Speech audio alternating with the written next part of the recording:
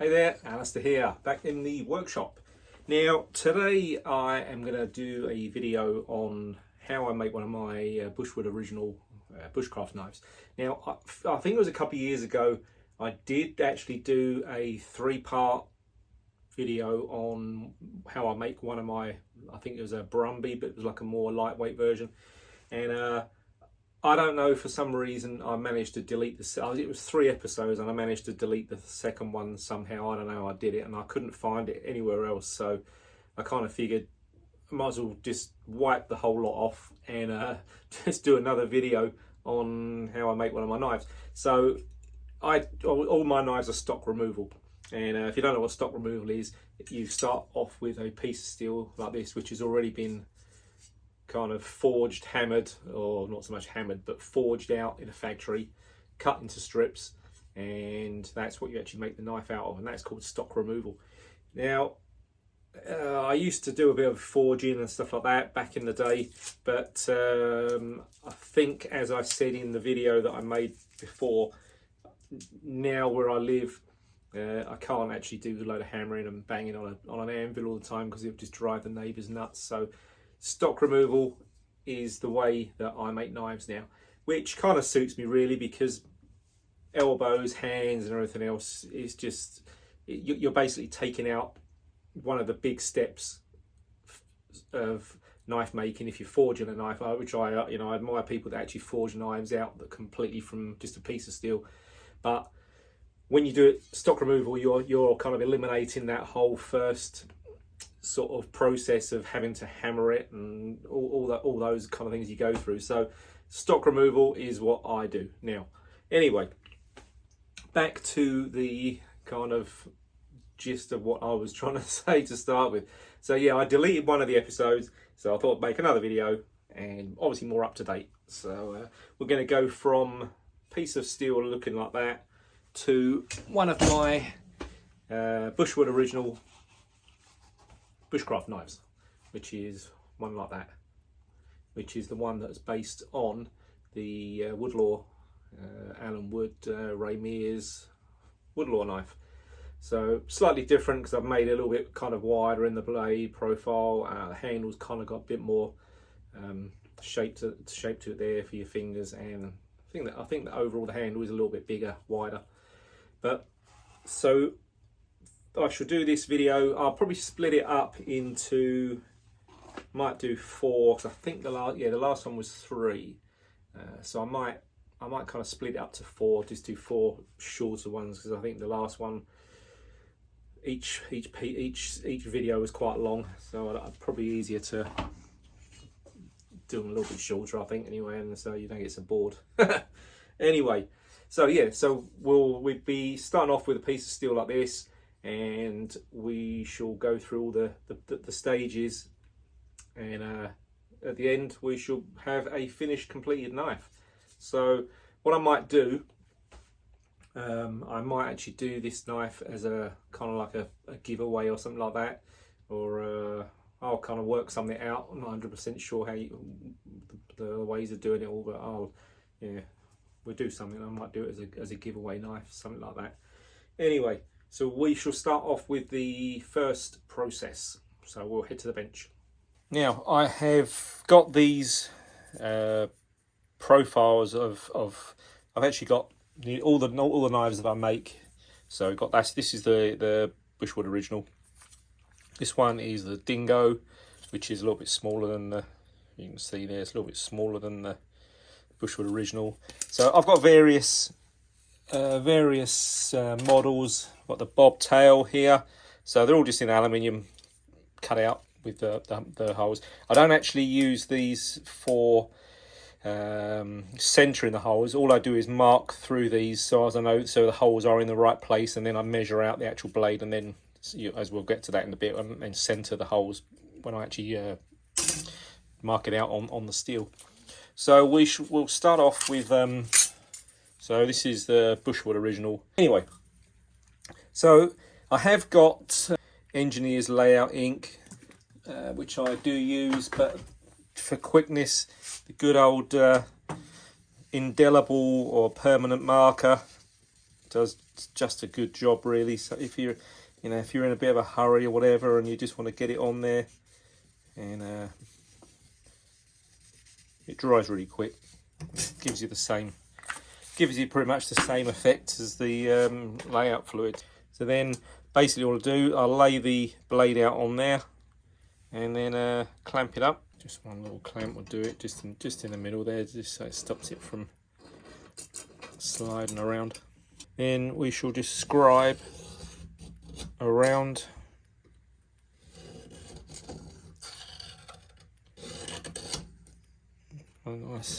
Nice and heavy. So as you can clearly see where we got a cut. So that's that marked out. And as I said a little bit earlier, with these holes here, can you see that? All right, let me move the camera around. Sorry about that. Hang on a second. There we go. With the pinholes, now I'll just mark these, just scratch in there like that, and all these are for just to so that the holes are positioned in the same point on each knife, that make all the holes are in the right place. When I come to actually cutting it out, I'll still have the marks there, but I'll measure and then center the holes on the actual blank itself once it's been cut out. So we'll head over to the bandsaw and we shall chop this out. So I actually did mark out, so you can see that 2 on that piece. I didn't want to just do, because then you can overlap a little bit there, and you just get a little bit more kind of, sometimes you're 10mm short on the length of steel when you're trying to make a few blades out of it. Now it's a bit of a slow going process. I've got my gloves on. I'll start cutting it, and then probably, I don't know, I'll show you a few pieces, and then we can either cut to the end when it's done and then move on to the grinder. So anyway, we'll fire up the bandsaw and we'll carry on for a bit.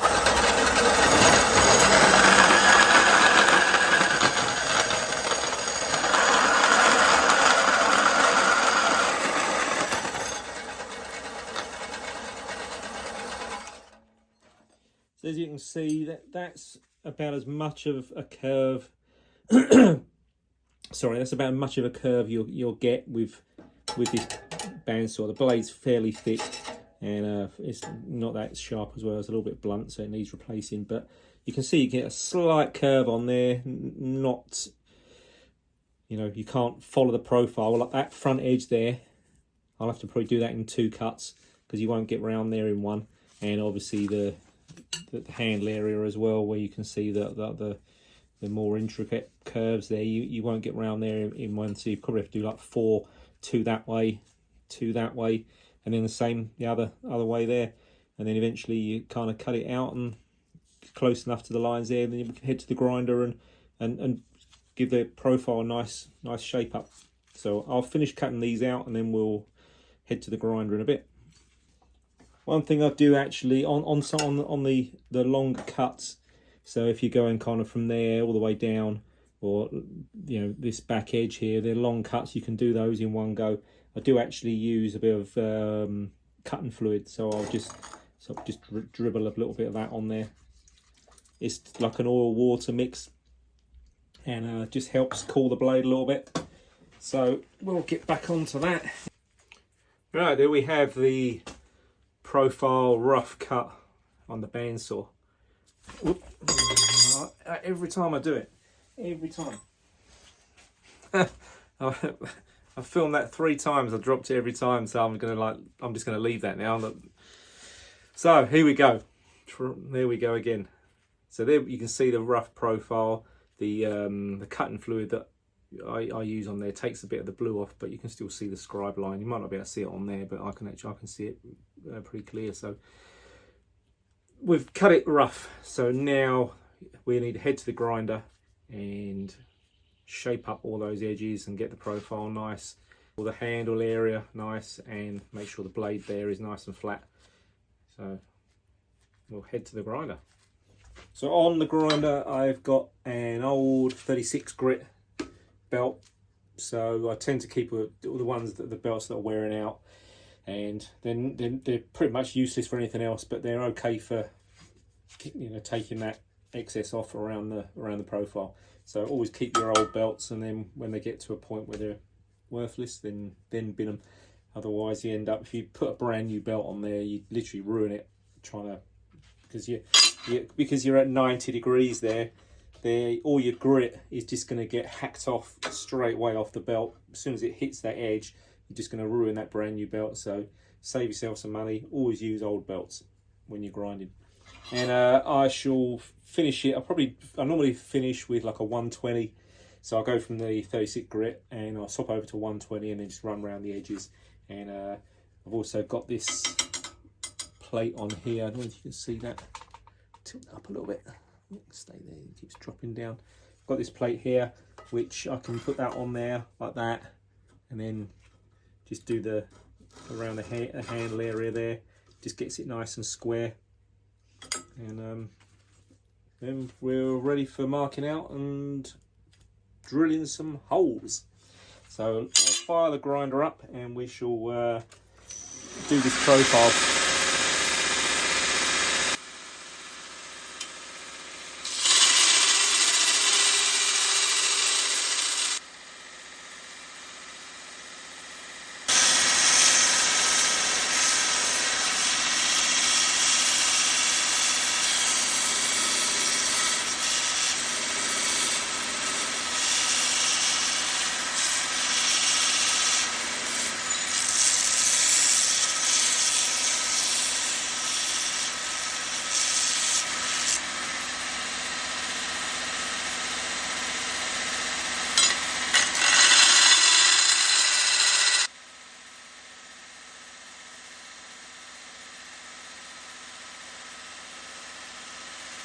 Okay, I don't normally wear this mask when I'm doing this. I normally wear my full. Oh, the elastic. I won't be wearing this one again anyway.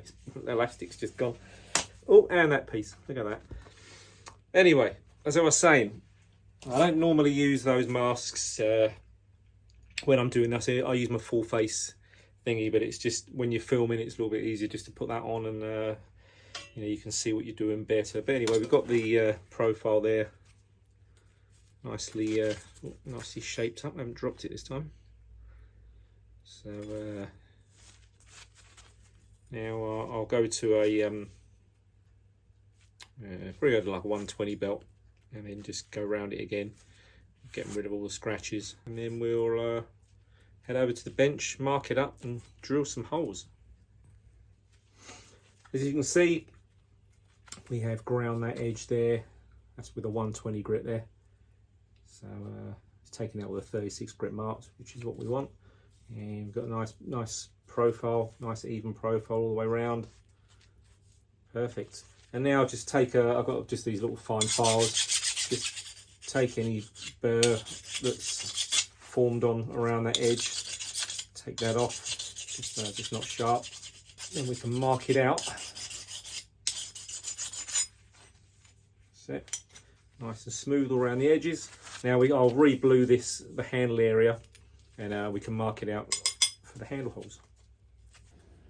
So we'll just give this another quick coating over there. A lot of the time, if I don't use the cutting fluid on the bandsaw, then the blue doesn't come off, so I don't have to actually redo this like this. But so I'll just put that on there quickly, and then mark those, just so as we know. It's got a straight edge, and I'll just mark that across there, across where the holes are. And that one doesn't matter about this one so much, but then we can take a measurement on that line. We've got 28.1. So quick mathematics, 14.05. See, all those years at school, who said mathematics was useless? That's got it. So basically all I do is, let's get that in the camera there. So scribe it along like that, and then we'll flip it over this way, and then we'll do it again that way. So, like that. marking better that way. This is obviously a little bit sharper that side. So then you can see we've split that distance both sides, and you can see where that line joins there. That's where the center is of that one, and the center is going to be in the center of those two there, center of those two lines there, and then again obviously they intersect there, so that's the center there. So I've got one of these old, I've had this, I think I bought this when I first left school, I think, when I worked in a car workshop, and the snap-on man came around, and I think it's one of the first things I bought off a snap-on. It's still going. So that is where we want to be, in that center there. So it's just one of these ones, you just push it down and it automatically punches. So as you can see there, look, see that, just punch that nicely. And we'll do it again for this one here in the center of that. You can see it's in the center there. And then the final one for the lanyard tube. Get that in there. Now what I'll do, I'll split this difference here in the middle there, and then another one there, and split it again, and we'll do 3 sort of weight reduction holes, and obviously lets the epoxy through. And I will drill more holes around as well anyway, but I tend to do the 3 in the middle just as a bit of weight reduction. But as this one's going to be like a normal tang, it's not going to be a tapered tang or anything like that, so yeah, you can do with a little bit of weight reduction there. So there, as long as you're kind of close enough. And if you do 2 marks anyway, you'll end up 2 marks there, and the center is going to be in the middle of those 2 marks. So that's why I said you have to be 100% spot on. Center punch that, and now I'll do that again. Let's go 17, like that.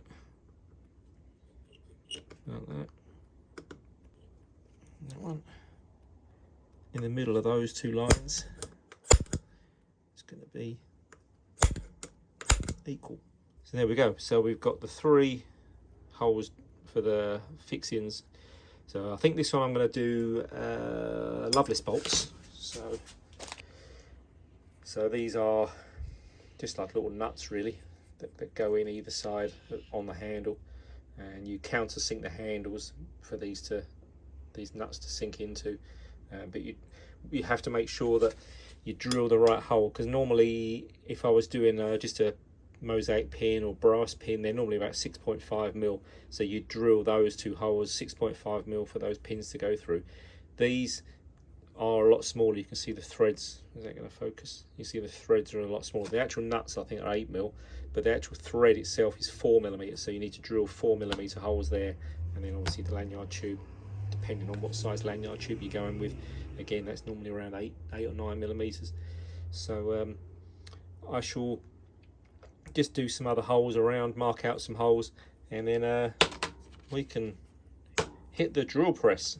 Now I don't know if you can see that, look at it in the light. There you go, it's probably see them. I've done some other center punch marks in between all the other holes there. So I'll drill all the holes 3.5 millimeters first, and then we'll work our way up to, we'll do the 4 millimeter for the loveless bolts, and then we'll do the 8 for the lanyard tube. Now I do always normally wear gloves when I'm doing this, so drill them on the 1, 2, 3 block. So normally I set it up so as the drill goes in the middle of one of the holes there, and then just wind this clamp up just to hold it, and then we can drill away, and then the end of the blade there we'll touch on that clamp when we're drilling. Anyway, I'll fire the drill up, we'll start drilling some holes, and I'll come back once I've finished them off.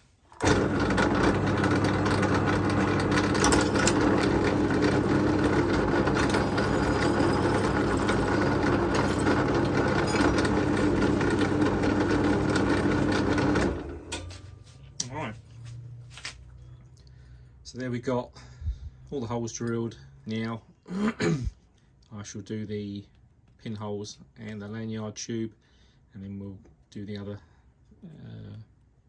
weight reduction holes. Loveless bolts, 3.86 there, so I'll drill those with a 4mm drill, and it gives them a little bit of room to move. We've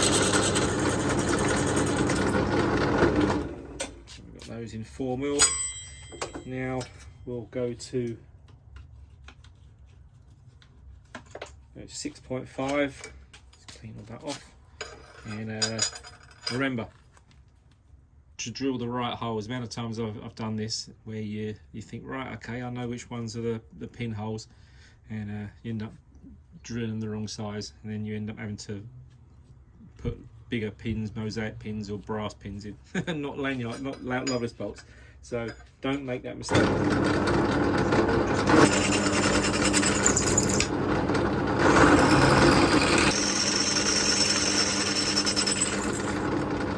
drill bit can do with a little bit of a sharpen up.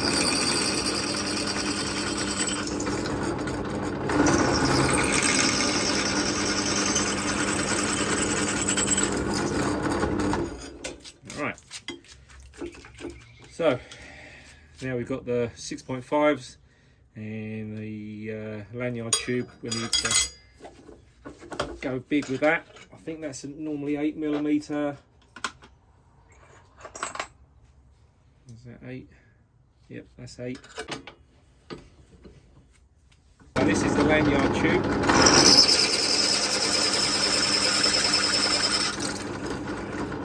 And I'll also do these.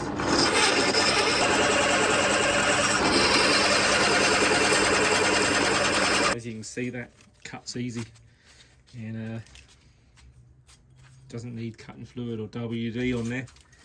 So now I'll take these up a little bit bigger. I'll leave that one the same, that hole the same size.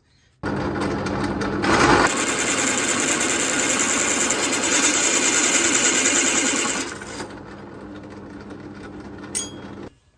we'll go one size up, one more size up.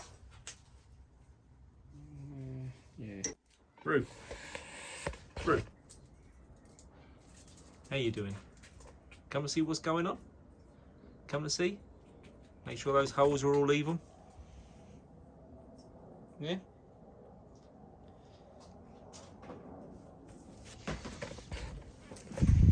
Getting on a bit now, aren't you? I think she's 14 years old. Another one coming there. Kenny. Here. Kenny.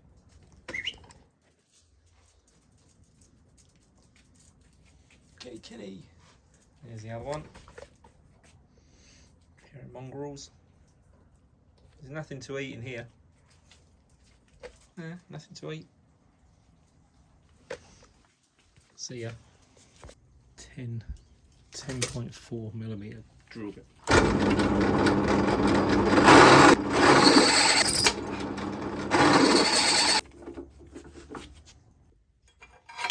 Alright, so we've got all those drilled out. So I've just got the countersink drill bit in there now, and I'm just going to take all the burrs off, and then we can check it for straightness then.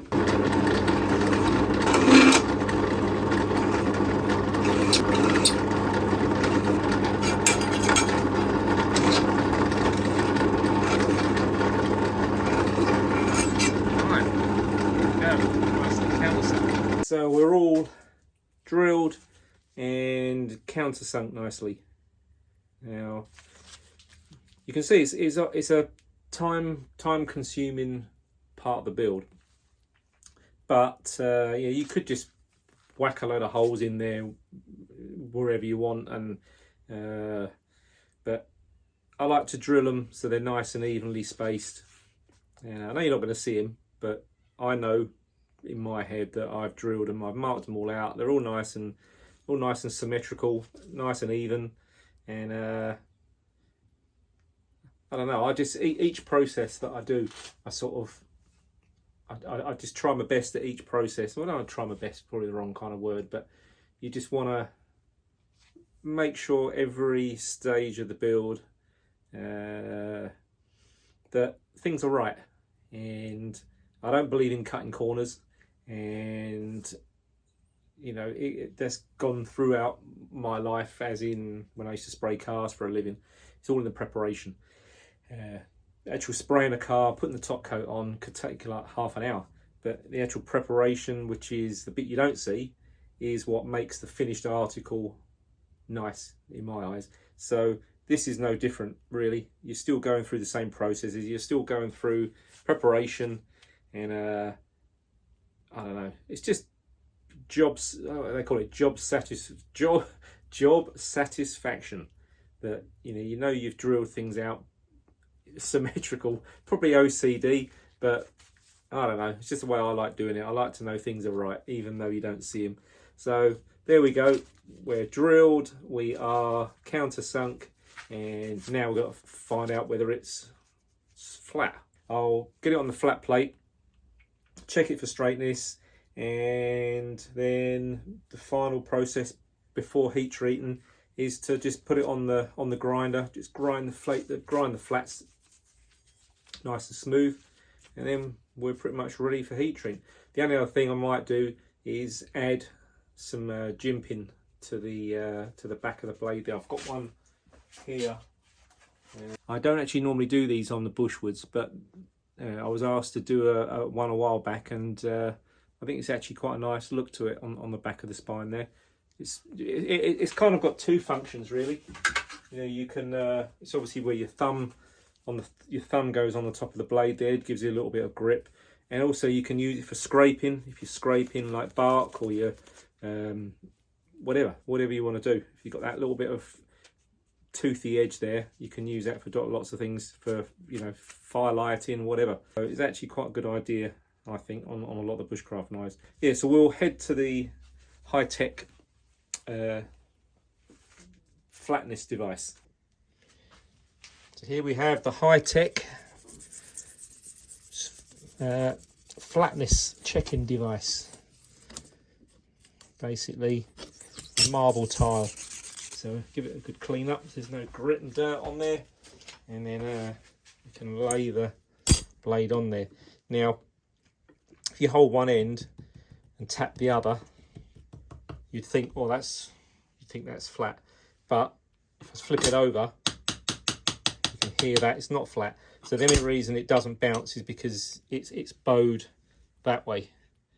So the tip and the butt, the pommel, whatever you want to call it, they're touching, but the middle's not.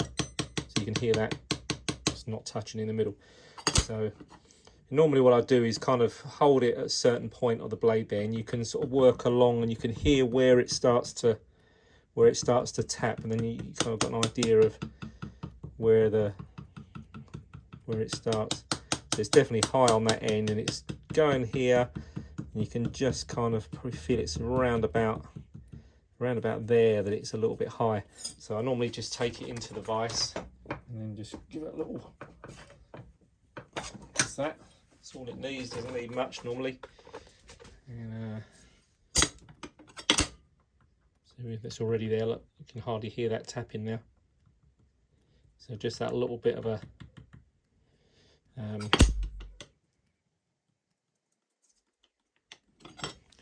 just that little bit of a bend in the vise, and you can kind of look down it, just tiny bit there. So I'll just give that another very slight. You can hear the sound of it is changing. So we're getting there. See, there's nothing there now. That end, no tap in. All the way along. Flip it over. A little bit, I might have gone a little bit too much on that there, look. Just slightly, I think, need to go back a little bit. So I mean, it doesn't take much at all. That's got it there. That's got it there. So I'm happy with that, nice and flat. So I normally do either 180 or 120 on the flats, and then that's ready for heat treat. Back to the grinder, and I normally just use these little magnets there. I think what they call them for the guys that put decals and signage and stuff like that on like commercial vehicles or whatever, and they use these just to, like 4 or 5 of these, just to hold the decals in place while they're lining things up or whatever. So I just tend to use these and put it on the blade. It clips the blade nice and easy like that, and then I can just hold it onto the platen there, and then just give it a clean up. So we'll fire the grinder up and give it a clean up. And you can see there the scratches are even from the tip to there. There's no kind of, you haven't missed anything out, so you know your blade's flat when it's contacting the whole area. Doesn't say much. There's no marks in there, so I'll probably hit that with a 180 next. Yeah, I've taken all the blue off there, so you can see it's very much flat. That's all looking nice. So what I'll do, I'll just swap that for a 180. Nice fine finish on there, ready for heat treat.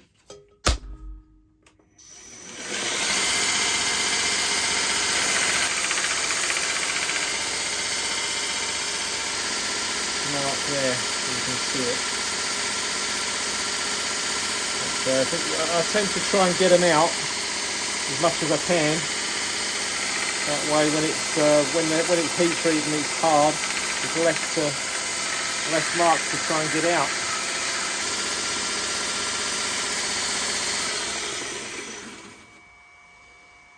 All right. Okay, there we go.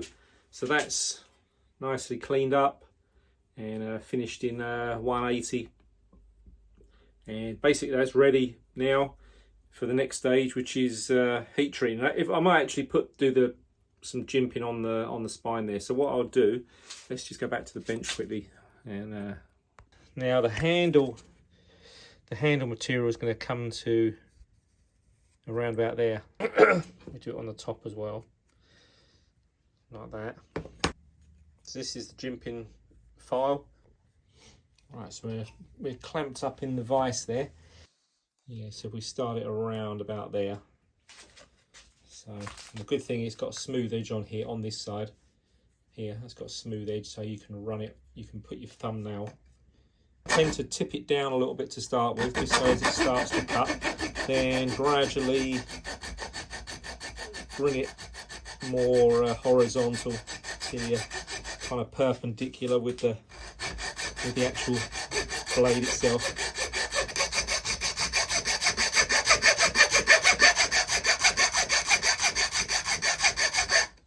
Just lock the vise up.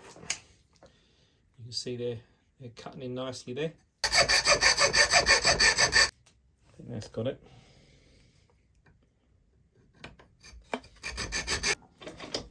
Alright. So look, see if you can see that. So it just puts that slight serrated edge there, and it's not sharp or anything, but obviously once you've hand sanded all the edges and stuff like that, that will smoothen off a little bit, and it'll just take the peaks off just a touch, and it'll feel nice. Just a little bit of extra grip there for your thumb. So there we go. Pretty much ready. We've got our Bushwood original all cut out, profiled, drilled. We've done some of the spine jimping there. You can see that. Probably not the best light. There you go. You can probably see it on the edge. And we've checked everything for straightness. Happy that it's nice and flat.